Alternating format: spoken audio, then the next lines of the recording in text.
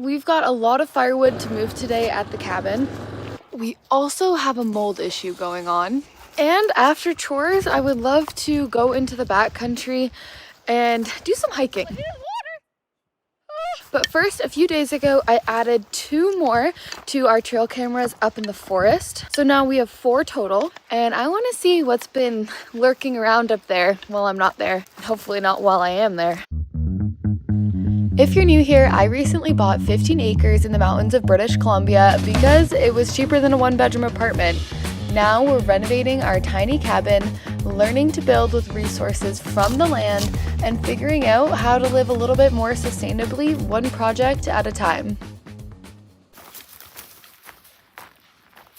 Hey bear! Hey bear! There were 3 black bears and a bobcat when I checked the cameras about a week ago. I think they go up into the mountain and then they come back down, walk through my path that's up here. I have to keep Kiro really close because I haven't seen any grizzlies yet, but if there's any cubs, they could charge at Kiro. This is the trail cam that's kind of in the middle of this path. This is a path that kind of cuts across up the mountain a bit, and it goes both ways. So I'm gonna check the screen here. Oh, goodness gracious.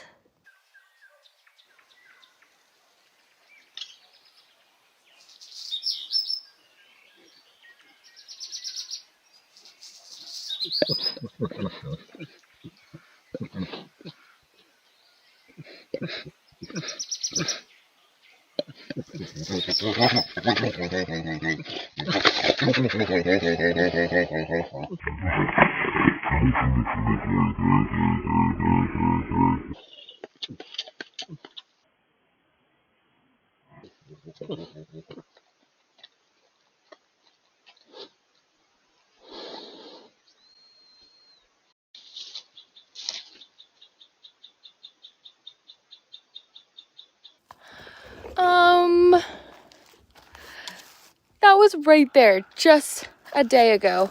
One took a bite out of my solar panel. It still functions fine, it seems. This solar panel is probably not gonna work anymore. I knew there were bears, but these are 2 together. They're most likely a mating pair. So if this is the middle section, I also have a trail cam down at the other end of my property, and then I have one down this way.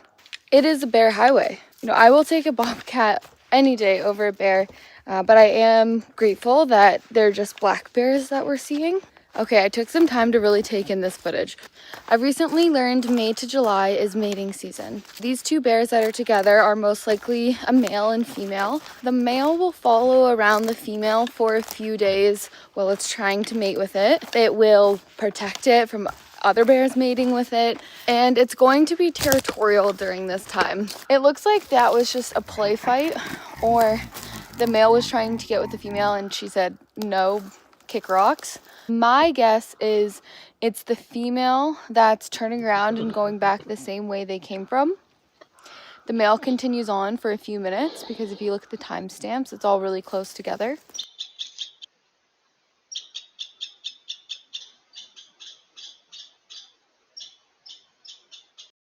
So the male will be Cinnamon and the female will be Spicy.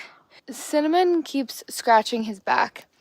And what I've learned from looking it up, because I was like, is this bear's back that itchy? Why is only one of them doing it?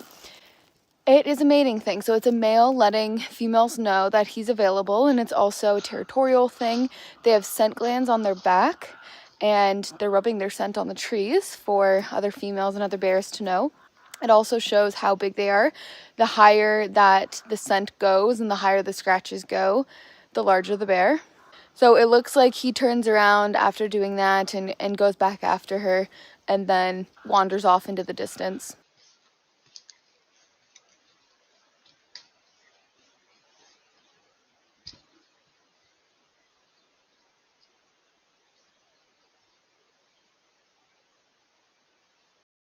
The next day, there's another black bear, and I know this one's different because it's not as red as the other 2. Those are the first 2 cinnamon type bears I've seen. I'm guessing this is also a male because he's rubbing his back on trees. He's doing the same thing. I kind of want to name this one Sid because of his nose. It's honestly really cute, and I am learning so much from seeing this footage.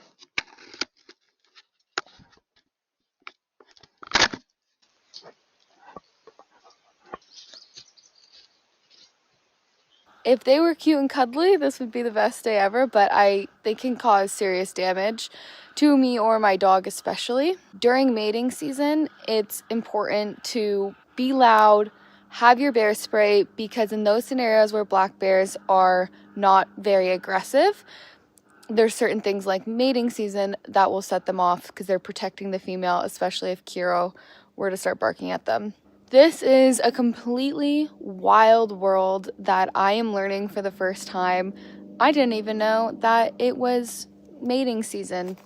Not gonna lie, people ask me, how do you go up there? Aren't you scared? Yes, I am scared, but that can't stop you from going into the forest. I wouldn't even know they're there if I didn't have trail cams. Next time I go camping, I'm taking one of these trail cams with me and I'm putting it outside my tent. This wouldn't stop me from going onto my land and exploring, but it is making me be extremely cautious. Now, if it was grizzlies, if I saw 6 grizzlies instead of black bears, it would be a different story. It's a wild, wild west out here. Yeah, bark! Scare those bears! Scare those bears! At least I got a little dog. Whose dog is this? I think he's taking a dump. Yeah, he's definitely going to the bathroom. Do you hear all those crows? Well, crows are Kiro's least favorite bird. He loves chasing after them, but they're a sign of death. I've been hearing them like crazy in the morning from my cabin. They're so loud. I love birds chirping, but a crow I could do without at 5 in the morning.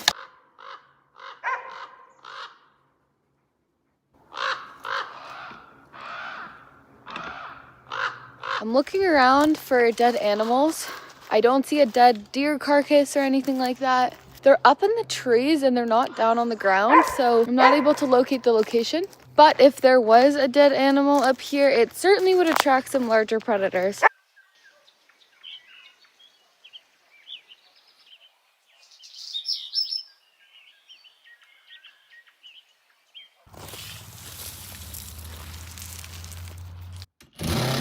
Oh, wait. There's a larger spot and a smaller spot.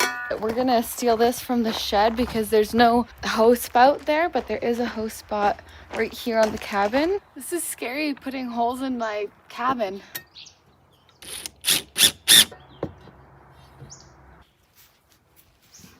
Wait a second. What could this be? I've got a wall of firewood that needs the front row, and I've got a second stall that has a bunch of tools in it that I need to move so I can put more firewood in it. Could this be? No. Ta-da! My brand new, to me, 2005 Yamaha Kodiak. She's going to be an absolute workhorse for us. Came with this sweet basket, so my first job is to haul that wood over to our drying station, and I've got to chop it up. I'll give you a little tour of the machine. So she's well loved. She's had many different owners. We've got some breakage there, but she's been stitched up good. 4x4, I mean, yeah, it's just gonna be a workhorse. She doesn't go too fast, but she's exactly what we need. A winch is gonna help us move big logs so we can mill them. Big fat tires. The hitch is broken off, so we need to get a new one of those. She's got some dents and some love marks, but so we turn the key on, make sure the gas is on, switch this little thingy. We're in park, hit the brakes.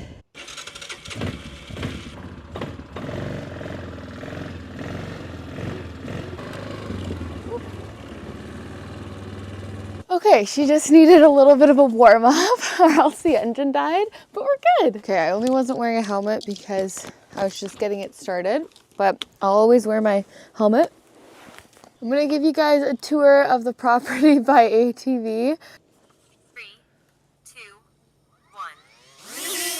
It's a one-man show over here. There's no cameraman, so I had to show the drone to explain how I'm getting these shots. But I think this is a really cool way to show there is no flat ground on this property. It is going to be hard to build on, but this area up here is where we want the main house to go eventually, hopefully, one day. And then to the right up here is our only piece of flat ground that's been excavated at some point with a really special tool on it. This back This back area is somewhere we've been spending a lot of time recently. You'll notice that is the watershed, but this is going to be our mill. I am so excited about this. It came in 100 different pieces, so we're still assembling it. We probably won't be ready to mill wood for another like 2 weeks, but this is the only piece of flat ground we have on the property, so got a rain cover for it. I'm not gonna unveil it to you. I'll show you in a future video, but that's why I had to pull the trigger on this ATV, because we need a way to get big heavy trees down here from up in the forest. It's also essential for snow in the winter, otherwise we wouldn't be able to get our cars in the driveway. We'd need some type of snow plow, so we'll get a plow extension.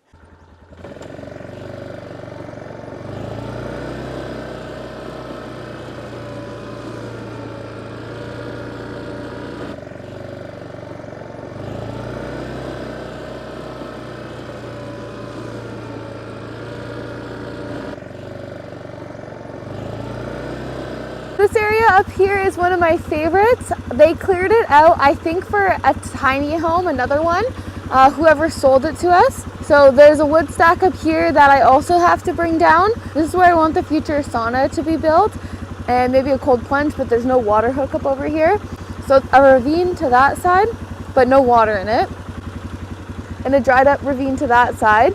And I want to build a bridge, and that's kind of the main section where I think the house will go. But yeah, okay, back down we go. It's been a while since you guys have seen the inside of my cabin, and I haven't been doing a lot of work on it because it's been so nice out and I just always want to be outside. And we were on standby for the permit situation, but now that those got denied and we have to figure out new plans and hire an engineer, it's going to be a hot minute. So we have to do some non-permit adjustments in the cabin to make it comfortable in the meantime. So it's been me here by myself most of the time. Parker can't move here full time yet because of his job, but that's going to change soon. So we have to figure out where all our stuff is going to go. So this is one door. This is the other door. This is where we're hoping the extension will go. So this won't be an exterior door. This would lead to the new bedroom. But for now, this is what we're working with. So the first thing we're going to do once the mill is set up is put floating shelves across 3 of them across this entire wall. This loft has proved so helpful. It's a mess right now. I shouldn't even show you guys, but we don't have any closet space. Once we get the shelves up, our other priority is to build this out so it's like a built-in dresser for our clothing and tech. Right now we've got Kiro's dog food. This is my tech drawer. This is, honestly, I'm making it work, but like this is my drones, my GoPros, my chargers. It's worked well because it's been just me here, but it's gonna need an upgrade. We need to put our clothes somewhere. I can't just keep having it in buckets long term. This bed frame was made by whoever lived here before, and these drawers are actually huge. This cabin did come with a mattress, and after sleeping on it for a few weeks, I was so excited to partner with Brooklyn Bedding to set us up with a new mattress. Brooklyn Bedding has been making super comfy, high quality beds for 30 years, and everything ships from their Arizona factory. For US customers, they ship completely free right to your door, and they cut out the middleman so there's no extra cost there. The bed that was here when we first got the place was giving me shoulder pain and back pain, and I wasn't getting a good night's sleep. I'm a side sleeper, so I need a little bit of cushion in the shoulder, but I also need something that's going to be firm enough so it doesn't hurt my back. And then the other thing I wanted was a cooling mattress or something to regulate the temperature. To the touch, this topper feels cool. Through the winter, it's actually going to keep us warm as well. Everyone likes something different in their mattress, so they do have different options, and they also have a quiz, and that can help you find the best one for you. I chose the Sedona Elite in the queen size. I've been sleeping on this mattress now for a few weeks. I wanted to test it out first, and first night, Parker and I both crashed out. We slept the entire night. It was such a good sleep, and I haven't had any back or shoulder pains after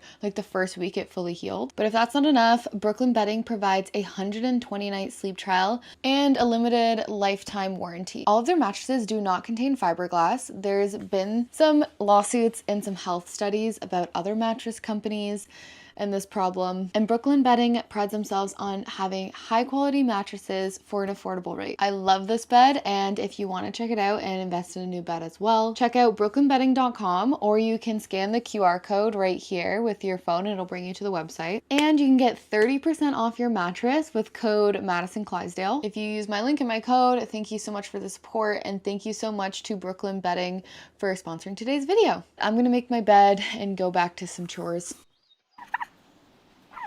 One of the reasons Parker and I built a woodshed right away is because there is piles of wood all over the property from trees that have fallen or have been cut down. And when they're just stacked underneath the trees, because it's an interior rainforest, they rot. It's really good wood now, but if it sits out here for over a year, it's gonna be rotten and no good anymore. So we have to transport this wood.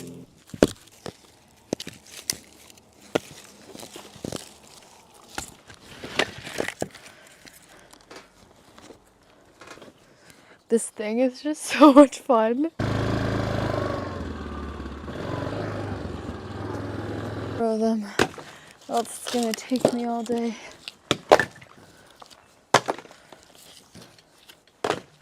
All right, let's go back. Ooh, there's these beetles in here.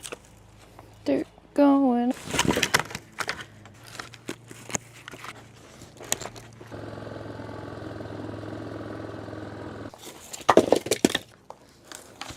This is the door I could not carry by myself in the last video.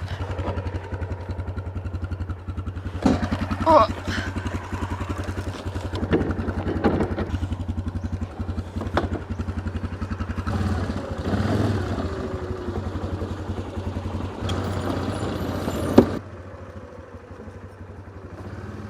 I'm only not wearing my helmet because I'm going about 2 kilometers an hour.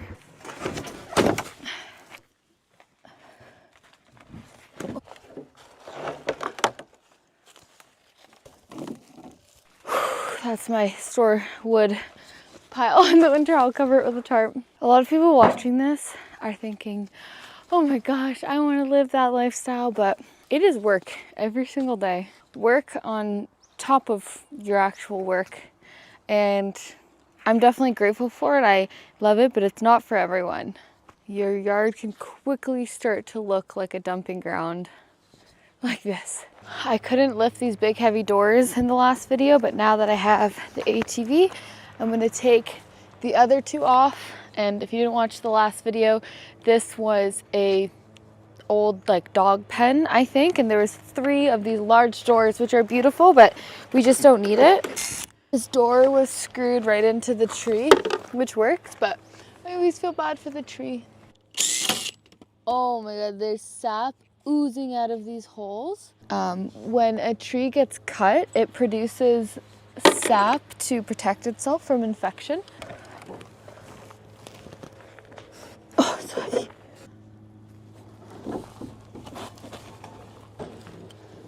That looks so much like a tick, but it's a spider. Ah! Ah!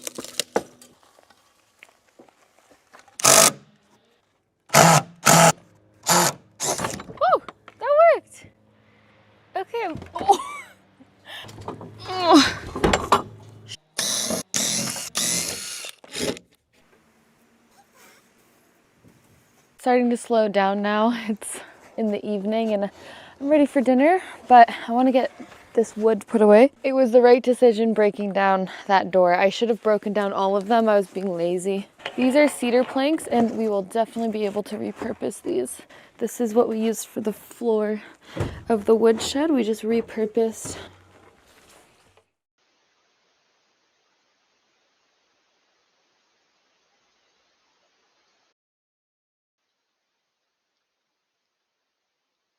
Morning. We're going on a hike today, but first it's been really bothering me to sleep next to mold. I just got this brand new mattress and I am terrified of mold. There's not a lot in here, but there's no fan. I'm gonna try and spray it with vinegar and see if that works.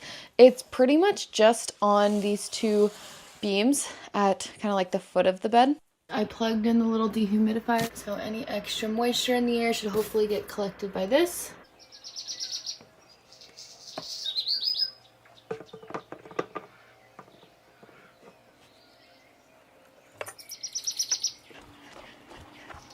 You ready? Let's hit it. Oh my gosh, we're going to go explore. Okay, I'm so excited. I've been doing too much housework and not enough adventures. Although that ATV was so fun. We made it to the off-road portion. My trusty sidekick always has front seat. Looks like someone was collecting firewood. Let's see if I can get around that. Woo! Please.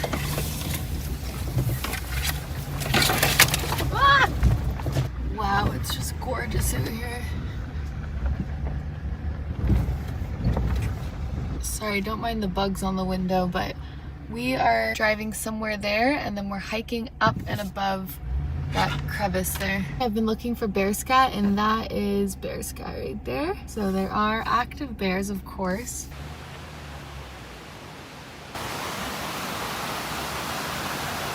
Looks like we've got some snow. Okay, yeah, it's fully covering the trail. This is as far as we can go. We're parked and we're off. We're gonna try and get over that snow. And I am just feeling so grateful to have access to trails like this. I am keeping Kiro really close to me because the Kootenay Mountains in British Columbia, high grizzly territory. It's almost certain that there's grizzlies in the area, so I don't want that to ever stop me from going places, but you always have to be aware, and I can't go one video without mentioning bears apparently. After seeing that trail footage on my property, I don't know if it made it better or worse. So I've been doing YouTube for a few years now and solo backcountry camping trips, and to be honest, it's the beginning of summer, we're able to get back out there again, and I'm just being honest, I'm scared. So this is a nice intro hike to get me back into the wilderness, get out of my comfort zone. I was getting a little bit too comfortable at the cabin. Exposure therapy really works for me. It gives me a confidence boost. So, hey bear! Hey bear! Fully walking on snow right now and it's really melty. It's a Wednesday, so there's not very many people on the trail right now. Actually, there's 0 people. There were 0 cars, hour drive up on the dirt road, and 0 cars parked here. It's June, and I don't know if the lake is going to be thawed. There might still be snow on it. This area is new for me to explore, which is really exciting. Oh. This tree is buried in the snow, so if I release it, oh, it's really buried. Okay, it's too buried. I'll just go around. It's just a gorgeous day. You can see all the snow on the mountain still. We're switchbacking, headed up over there. We're one of the first on the trail this year, it looks like, and there's definitely some fall down from the winter. There's no other footprints in the snow besides Kiro's. Beautiful, beautiful day. Haven't seen any bear scat on the actual trail yet, so that's great. Just got myself on an island here. Post hold, my leg went all the way under. I'm gonna try and get back without hurting myself. Should I try and walk on this or should I go back down? These trees are buried, which means the snow is deep here. I thought this was the trail. Okay. You are as light as water. Oh. Okay, ow. Oh, I gotta get back down there. I'm not as light as water. Oh, it's cold. Whew. That burns the leg. How do I get across this? Okay, it's not as deep here. Oh, ow! Ow! My ankle. Oh, ow, it's stuck.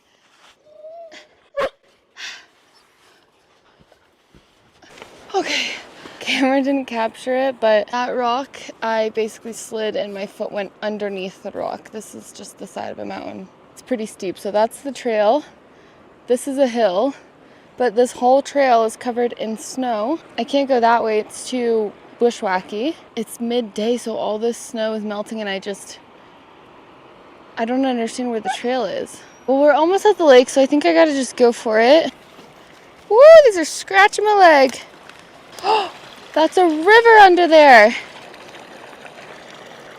That's a river, so I cannot go on this snow right here. If I fall through, I don't know how deep the river is, so I gotta find a way around. This part is in shade, and that part was in sun. That was a lesson for me.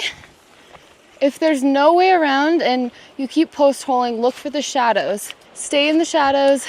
Do not go in the sun. There's usually a lot of marmots, which are little like almost mountain squirrels. They're so cute. They burrow holes.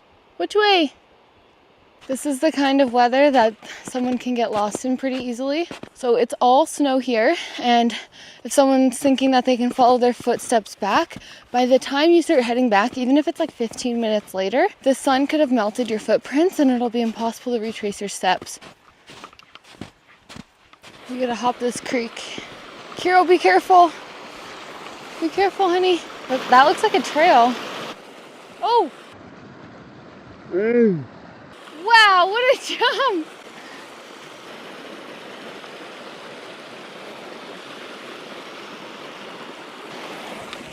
Oh my gosh. I had to work up the courage for that one. Another tip, bring sunglasses. I usually don't like wearing sunglasses, I just wear a hat, but this is snow blindness. When the sun reflects off the snow, it can actually burn your face from below, and it's really hard on the eyes. So a hat isn't enough to keep your face from burning. You also need sunscreen. There's a little lake there, so that must mean that we're close. Hey bear! Hey bear! Oh yeah, it's covered in snow. We made it. Wow. Wow, I'm so happy to be here. Whenever you approach a lake like this, could be a moose drinking water or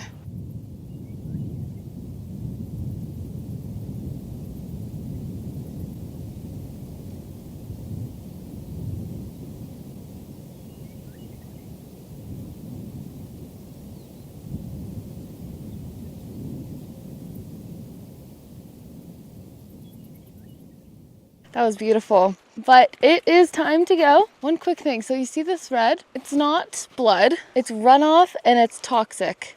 And you don't want to scoop up and melt that snow. It's runoff from what? I can't remember. I'll put it on the screen. Okay, let's go get some lunch. First we gotta post hole back. I'm coming back here in a month to go swimming. I'm so excited. I mean, I think it'll be melted in a month. I will see you guys back at the road over there.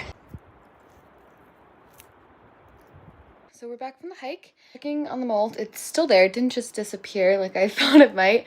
So I'm gonna scrub it. I guess I could just sand it and re-oil it. But now it's disinfected. It's still very much there. But I am tired, I need to get some food. So I am going to call it for this video and we will see you in the next one. Thanks so much for being here.